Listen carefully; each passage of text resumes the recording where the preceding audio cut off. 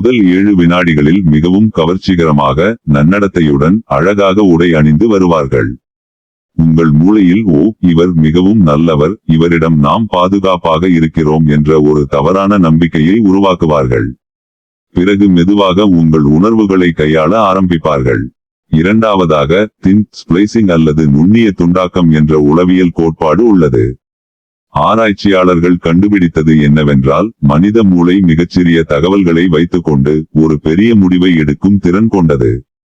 வெறும் சில வினாடிகள் மட்டுமே ஒருவரை பார்த்தால் போதும், அவர்களின் உறவு எப்படி இருக்கும், அவர்களின் தொழில் எப்படி நடக்கிறது என்று நம்மால் ஊகிக்க முடியும் என்று ஆய்வுகள் சொல்கின்றன.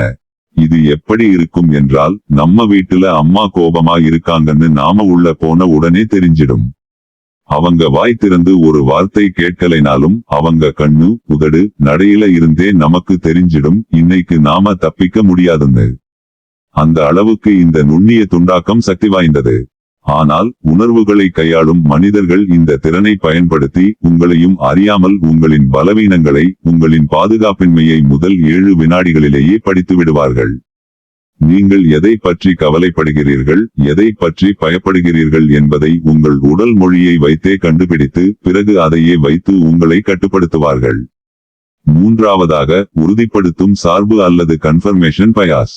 ஆராய்ச்சிகள் தெளிவாக காட்டுவது என்னவென்றால், ஒருவர் மீது முதல் 7 வினாடிகளில் ஒரு கருத்தை உருவாக்கிய பிறகு நம் மூளை அந்த கருத்தை நிரூபிக்க மட்டுமே முயற்சிக்கும். அந்த கருத்துக்கு எதிரான தகவல்களை நம் மூளை புறக்கணித்துவிடும். நீங்கள் ஒருவரை முதல் பார்வையிலேயே பிடிக்காத மனிதர் என்று முடிவு செய்துவிட்டால், அவர் பிறகு என்ன நல்லது செய்தாலும் அது உங்களுக்கு பிடிக்காது. நம்ம ஊர்ல ஒருத்தர் மேல ஒரு தப்புன்னு நினைச்சிட்டோம்னா, அவர் சுவாசம் காற்றை கூட வீணாக்கிற மாதிரி தோணும்.